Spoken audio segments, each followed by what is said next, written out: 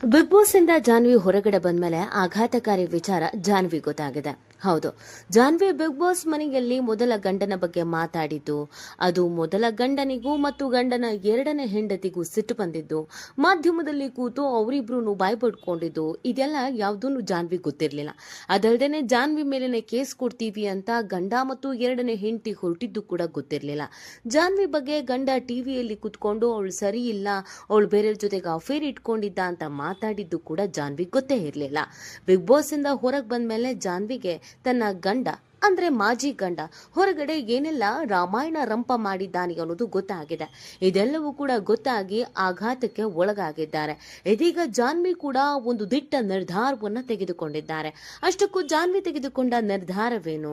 ಮಾಜಿ ಗಂಡ ಮತ್ತು ಎರಡನೇ ಹೆಂಡತಿ, ಅದು ಕೂಡ ಜಾನ್ವಿ ಆಪ್ತ ಸ್ನೇಹಿತೆ ಬಗ್ಗೆ ಜಾನ್ವಿ ಈಗ ಹೇಳಿದ್ದೇನು? ಕಾನೂನು ಹೋರಾಟಕ್ಕೆ ಇದೀಗ ಎರಡೂ ಫ್ಯಾಮಿಲಿಯವರು ಹೇಗ್ ಮುಂದಾಗಿದ್ದಾರೆ ಮತ್ತು ಜಾನ್ವಿ ಮಗ ಜಾನ್ವಿಗೆ ಇದೆಲ್ಲದ್ರ ಬಗ್ಗೆ ಹೇಳಿದ್ದನ್ನ ಕೇಳಿ ಜಾನ್ವಿ ಏನ್ ರಿಯಾಕ್ಷನ್ ಕೊಟ್ರು ಅನ್ನೋದನ್ನ ಈ ವಿಡಿಯೋದಲ್ಲಿ ಹೇಳ್ತಾ ಹೋಗ್ತೀವಿ. ಆದ್ರೆ ಮಾಡಿಲ್ಲ ಅಂದ್ರೆ ಈಗಲೇ ಸಬ್ಸ್ಕ್ರೈಬ್ ಮಾಡಿ. ಹೆಚ್ಚಿನ ಮಾಹಿತಿಗಾಗಿ ಬೆಲ್ ಐಕಾನ್ ಪ್ರೆಸ್ ಮಾಡೋದನ್ನ ಮರಿಬೇಡಿ. ಎಸ್, ಜಾನ್ವಿಗೆ ಡಿವೋರ್ಸ್ ಆಗಿದೆ ಅನ್ನೋದು ಬಿಗ್ ಬಾಸ್ಗೆ ಹೋಗ್ತಾ ಇದ್ದಂತ ಸಂದರ್ಭದಲ್ಲಿ ಗೊತ್ತಾಯ್ತು. ಜಾನ್ವಿನೇ ಒಂದು ವೇದಿಕೆಯಲ್ಲಿ ಕೂತು ನನಗೆ ಡಿವೋರ್ಸ್ ಆಗಿದೆ ಅಂತ ಹೇಳಿದ್ರಿಂದಲೇ ಡಿವೋರ್ಸ್ ಆಯಿತು ಅನ್ನೋದು ಗೊತ್ತಿತ್ತು. ಯಾತಕ್ಕಾಗಿ ಅನ್ನೋದನ್ನ ತುಂಬಾ ಡೀಪ್ ಆಗಿ ಜಾನ್ವಿ ಏನು ಹೇಳೋಕೆ ಹೋಗಿರ್ಲಿಲ್ಲ. ಆದ್ರೆ ಜಾನ್ವಿ ಬಿಗ್ ಬಾಸ್ ಮನೆಯಲ್ಲಿ ಒಂದಷ್ಟು ಸತ್ಯವನ್ನ ಹೇಳ್ಕೊಂಡ್ರು. ನನ್ನ ಗಂಡ ಕುಡಿತಾ ಇದ್ದ, ಹೊಡಿತಾ ಇದ್ದ, ನನ್ನ ಸ್ನೇಹಿತೆ ಜೊತೆಗೇನೆ ಅಫೇರ್ ಇತ್ತು, ಜೊತೆಗೆ ಅವರಿಬ್ರು ಮದುವೆ ಆದ್ರು, ಒಂದು ಹೆಣ್ಮಗುನೂ ಇದೆ.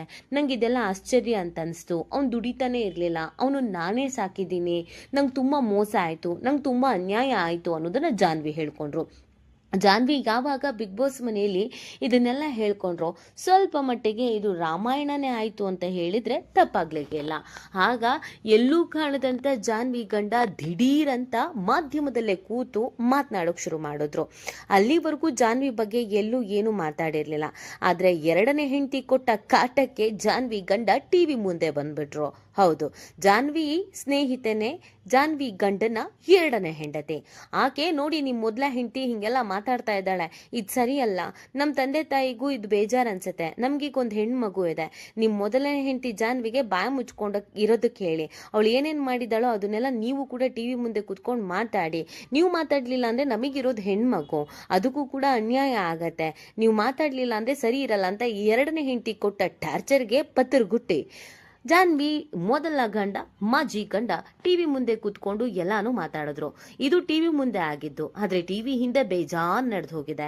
ಹೌದು, ಜಾನ್ವಿ ಗಂಡ ಮತ್ತು ಎರಡನೇ ಹೆಂಡತಿ ಜಾನ್ವಿ ಮಗನಿಗೆ ಹೆದರಿಸಿದ್ದಾರೆ. ನಿಮ್ಮಮ್ಮ ಬಾಯಿ ಮುಚ್ಕೊಂಡಿದ್ರೆ ಸರಿ, ಕಲರ್ಸ್ ಕನ್ನಡದಲ್ಲಿ ನಮ್ಮ ಬಗ್ಗೆ ಮಾನ ಹರಾಜು ಮಾಡಿದ್ರೆ, ಇನ್ನುಳಿದಂತೆ ಏನೇನೋ ಮಾತಾಡಿದ್ರೆ ನಾವು ಕೂಡ ಲೀಗಲ್ ಆಗಿ ಆಕ್ಷನ್ ತೆಗೆದುಕೊಳ್ಬೇಕಾಗತ್ತೆ, ನಿಮ್ಮಮ್ಮನ ಮೇಲೆ ಕೇಸ್ ಹಾಕ್ಬೇಕಾಗತ್ತೆ.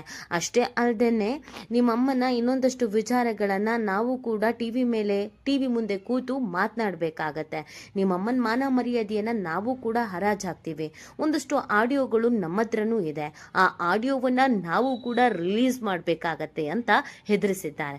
ಪಾಪ ಇದನ್ನೆಲ್ಲ ಕೇಳಿಸ್ಕೊಂಡ ಜಾನ್ವಿ ಮಗ, ಜಾನ್ವಿಯ ಆಪ್ತ ಸ್ನೇಹಿತೆ, ಜಾನ್ವಿ ಬಿಗ್ ಬಾಸ್ ಮನೆಯಲ್ಲಿ ಇದ್ದಾಗ ಆಕೆಗೆ ಬಟ್ಟೆಯನ್ನ ಕಳಿಸ್ತಾ ಇದ್ದಿದ್ದು ಅವರ ಪರ್ಸನಲ್ ಡಿಸೈನರ್, ಮತ್ತು ಜಾನ್ವಿ ಹೊರಗಡೆ ಬಂದಾಗ ಕೂಡ ಅವರನ್ನ ಅದ್ದೂರಿಯಾಗಿ ವೆಲ್ಕಮ್ ಮಾಡಿದಂತ ಲೇಡಿ, ಇದೆಲ್ಲವನ್ನ ಕೂಡ ಕಲರ್ಸ್ ಕನ್ನಡದವರಿಗೆ ಮನವರಿಕೆ ಮಾಡಿಕೊಟ್ಟಿದ್ದಾರೆ.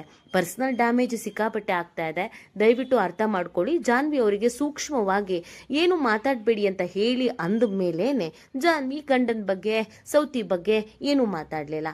ಆದ್ರೆ ಕ್ಲಿಯರ್ ಆದಂತ ಪಿಕ್ಚರ್ ಏನು ಗೊತ್ತಿರಲಿಲ್ಲ ಜಾನ್ವಿಗೆ. ಹೊರಗಡೆ ಏನೆಲ್ಲ ರಾಮಾಯಣ ರಂಪ ನಡೆದೋಗಿದೆ, ಏನೆಲ್ಲ ಬೆದರಿಕೆಯನ್ನ ತನ್ನ ಮಾಜಿ ಗಂಡ ಮತ್ತು ಸೌತಿ ಹಾಕಿದ್ದಾರೆ ಅಂತ.